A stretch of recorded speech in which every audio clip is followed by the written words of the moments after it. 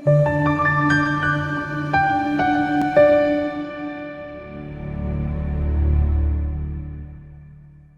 kwayintokozo ukukhuluma nawe uyitshala igama kuPastor WeNingi, ngiyathemba la khona kuyaphila.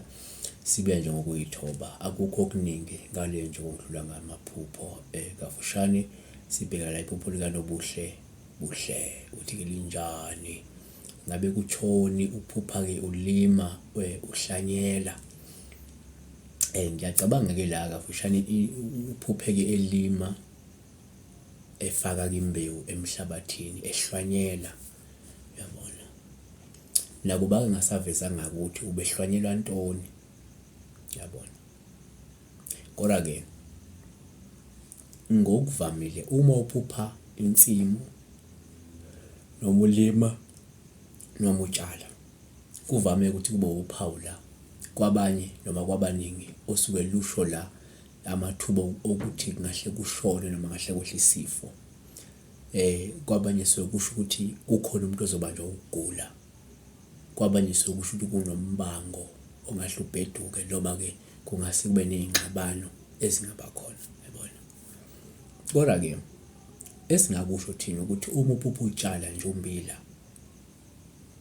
noma bukutshala nje okunye okuyitshalo ezitshalwayo, uphawu esuthatha njengoluhle nolufanele ukumela ingcebo, elumela inhlanhla, nophinde lumele ukuphindaphindeka komvuzo wakho ngokuhamba kwesikhathi.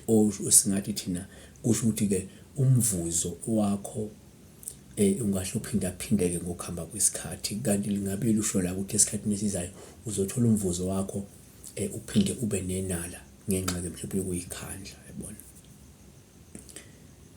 Okwesithathu esingakusho ukuthi ke kodwa ke ngokujwayelekile uma uphupha utshala ummbila specific, uphawu oluhle ngoba lapha luvame ukuthi lubike ukuthi mhlawumbe umuntu osowuqale noma ongahlaqale umklamo noma ibhizinisi, noma ke kunomshikashika ophekwayo okwenzela inzuzo, noma ke ongase ukwenzele inzuzo ngelinye ilanga, uyabona. Kungenzeka nje manje uma ungabheka around, kungenzeka usoqala umklamo othile noma uqale ibhizinisi ethile, noma nje kunomshikashika omatasa ngawo ozofakela inzuzo noma ozokwenzela inzuzo ngesikhathi esizayo, yabona. Singaphinde sikuveze futhi ukuthi uma uphupha uvuna noma uchelela noma utshala ummbila, ukuthi uphawu ngabe lusho ukuthi uzophumelela futhi uzosimama ngakwezemali ngokuhamba kwesikhathi. Okusho lento osukuyenza izophumelela, iphinde kulethele imali noma ekwenze ukuthi ukwazi ukusimama financial, yabona. Kodwa ke asikhulume ngomuntu ophupha ke la etshala imbali. Uphawu oluhle nalolu ngoba lusho noma luyakuthembisa ekutheni ke ungase ube nempumelelo, ube nokunethezeka nenjabulo ebudlelwaneni nokubona noma emshadweni uma umuntu ushadile, noma ke singathi thina in general kwezothando nje uzophumelela, uzonethezeka, uphinde ube umuntu ojabulayo, yabona.